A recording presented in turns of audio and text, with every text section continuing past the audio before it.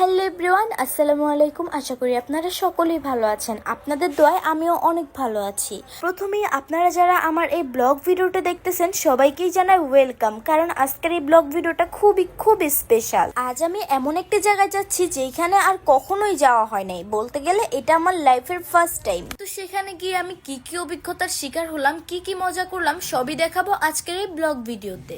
আপনাদেরকে তো মেন কথাটাই বলা হয়নি। আজকে আমি যাচ্ছি সোনারগাঁও জাদুঘর। ছোটবেলা থেকেই এই জায়গার নাম অনেক শুনে এসেছি, কিন্তু কখনোই যাওয়া হয় নাই। তো ফাইনালি আজকে আমি সেখানে চলে যাচ্ছি। যাওয়ার পথেই দেখলাম এখানে মিছিল হচ্ছে। আমি এত একটা না তাকিয়ে গাড়িতে উঠে পড়লাম। গাড়িতে উঠে প্রথমে একটা সুন্দর করে ভিডিও করে নিলাম। আচ্ছা, ভিডিওটা কেমন হয়েছে আর এটা কোন গানের দেখি কে বলতে পারেন। আজকে আমি সুন্দর একটা গ্রাউন্ড পরেছি। গ্রাউন্ডটা কেমন সবাই অবশ্যই আমাকে কমেন্ট বক্সে জানাবেন। ভেবেছিলাম সুন্দর করে একটি শাড়ি পরে তারপর বের হব, কিন্তু সময়ের সাথে আমি আর পারলাম না, যার কারণে আজকে আমি গ্রাউন্ড পরে আসলাম। শীতকালে যে কখন সময় চলে যায় টেরই পাওয়া যায় না। সমস্যা নেই, আরেকদিন শাড়ি পরে আসবো। তো ফাইনালি আমি চলে আসলাম সোনারগাঁও জাদুঘর, যে জাদুঘরের কথা ছোটবেলা থেকেই শুনে আসতেছি। আজকে আমি সেখানে দাঁড়িয়ে আছি, ভাবতেই অবাক লাগতেছে। ছোটবেলা থেকেই স্বপ্নে আমি যেমনটা ভেবেছি তার থেকেও হাজার গুণ সুন্দর এই জাদুঘর।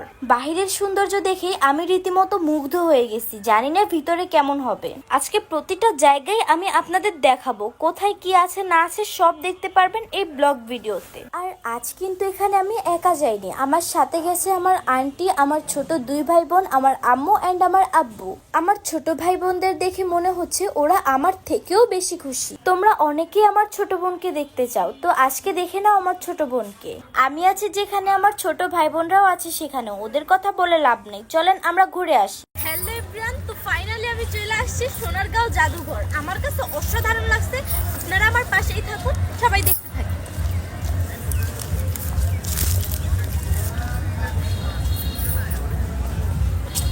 তো ওই সাইডে অনেকক্ষণ ঘোরাঘুরি করার পর, অনেকগুলো ভিডিও করার পর এবার এই সাইডে আসলাম। দেখি এই সাইডটা কেমন। ও মা, আমি দেখি তো পুরাই অবাক। ওই সাইডের থেকে এই সাইডটা আরো অনেক সুন্দর। আসলে ভিডিওর থেকে বাস্তবে এটা আরো অনেক সুন্দর। আপনারা না গেলে বুঝতেই পারবেন না। যাক, এবার আমি ভিতরে যাব। ভিতরে গিয়ে দেখি কি আছে। আসলে আমি এত পরিমাণে এক্সাইটেড যা বলার মতো না। আমি শুধু অপেক্ষায় ছিলাম কখন ভিতরে যাব এবং কি আছে দেখব। আমার আগে আমার ছোট ভাই বোনগুলোই গিয়ে বসে আছে। দেখছেন, আমার থেকেও মনে হয় ওরা অনেক বেশি এক্সাইটেড। তো ফাইনালি আমি এখানে এসে পড়ছি। গাইজ দেখেন কত পরিমাণে সুন্দর এই জায়গাগুলো। প্রথমবার দেখে তো আমি পুরো ভাষাই হারাই ফেলছিলাম। তো আপনারাও দেখতে থাকেন।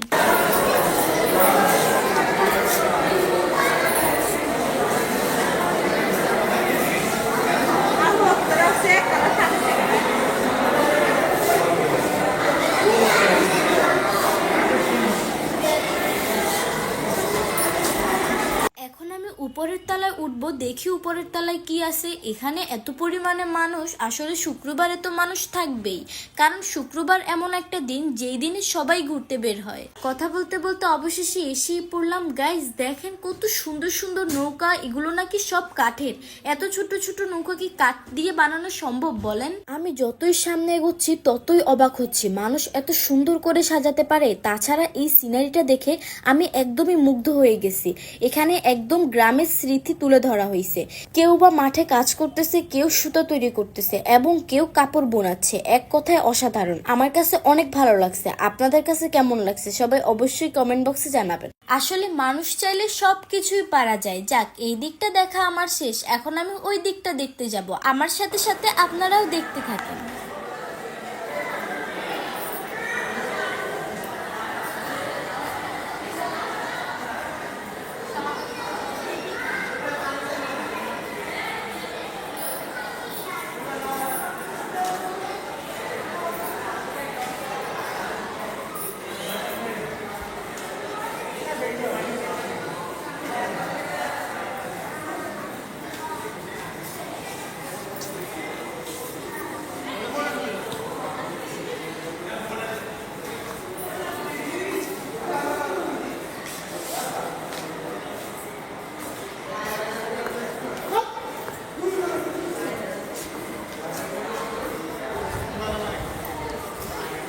আসলে মাটি দিয়েও যে এত সুন্দর সুন্দর জিনিস তৈরি করা যায় আমি কখনো কল্পনাও করি নাই। কাছ থেকে না দেখলে আমি হয়তো বিশ্বাসই করতাম না। যারা এই জিনিসগুলো তৈরি করে তাদের মাথায় যে আল্লাহ কত পরিমাণে ব্রেন দিছে সেটা তিনিই ভালো জানেন। যাক, সামনে আরো অনেক কিছু আছে, আপনারা সবাই সঙ্গেই থাকুন।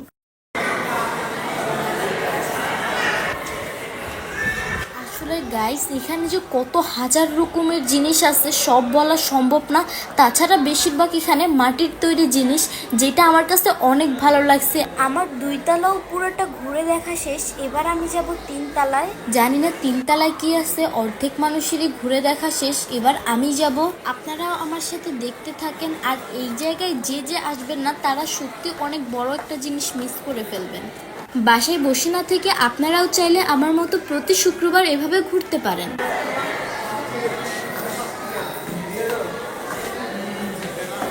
তো অবশেষে আমি 3 তলায় চলে আসলাম। এখানে উঠেই আমার চোখে পড়লো এত সুন্দর একটা পালকি। আদিকালে নাকি এইসব পালকিতে করে বউ নেওয়া হতো। দেখি এখানে আর কি কি আছে, আপনারা সবাই সাথেই থাকুন।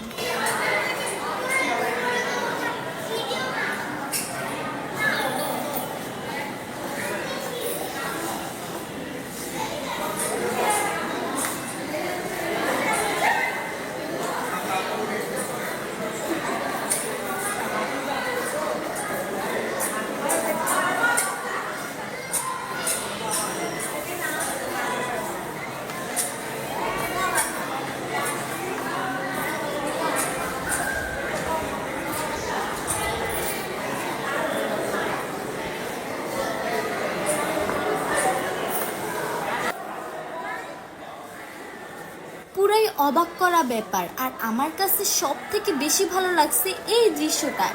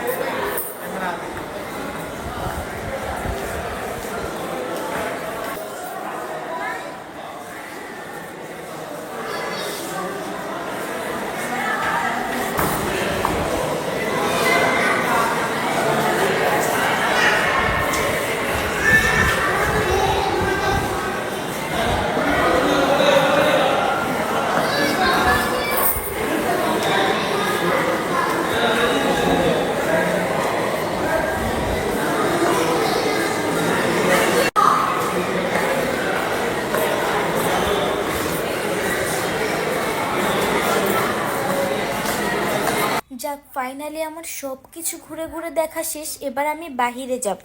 আপনাদের কাছে এই জাদুঘরের ভিতরটা কেমন লাগছে সবাই অবশ্যই কমেন্ট বক্সে জানাবেন। আমার কাছে যে কত পরিমাণে ভালো লাগছে সেটা হয়তো আমার মুখের রিয়েকশন দেখে আপনারা বুঝতে পারছেন। আমার এখনো আরো অনেক জায়গায় ঘোরাঘুরি করার বাকি আছে, তাই আমি এখান থেকে তাড়াতাড়ি বের হয়ে গেলাম। এখানে এসেই দেখা হয়ে গেল আমাদের জাতীয় পশু রয়্যাল বেঙ্গল টাইগারের সাথে। আসলে এই বাঘগুলো যে মাটির তৈরি আমার তো প্রথমবার দেখে মনেই হয় নাই, ভয়ে পুরো গলাটাই শুকিয়ে গেছে। এরপর আম্মুকে বললাম, আম্মু আইসক্রিম কিনে দাও। এরপর আমার আম্মু 3 ভাই বোনকে আইসক্রিম কিনে দিল। আর এখানে শুধু ঘোরার জায়গা না, ছোটদের জন্য অনেক সুন্দর সুন্দর দোলনা ছিল।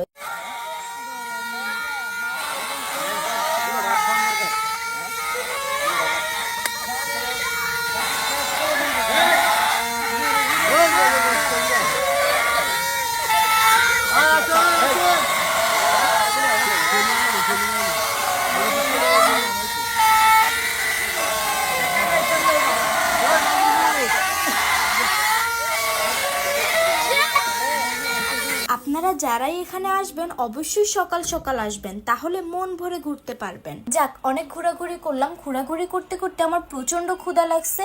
এত সুন্দর জায়গায় কি একটা ভিডিও না করলে হয়, তাই এক দুইটা ভিডিও করে আমি সুন্দর মতো খেতে চলে গেলাম। আজকের ব্লগ ভিডিওটা এতটুকুই। আপনারা এই ব্লগ ভিডিও থেকে কি কি জানতে পারলেন বা আপনাদের কাছে ভিডিওটা কেমন লাগছে সবাই অবশ্যই কমেন্ট বক্সে জানাবেন। আর এমন সুন্দর সুন্দর ব্লগ ভিডিও পেতে সবাই অবশ্যই আমার চ্যানেলটি সাবস্ক্রাইব করে রাখবেন। সবাই ভালো থাকবেন, সুস্থ থাকবেন। আল্লাহ হাফেজ।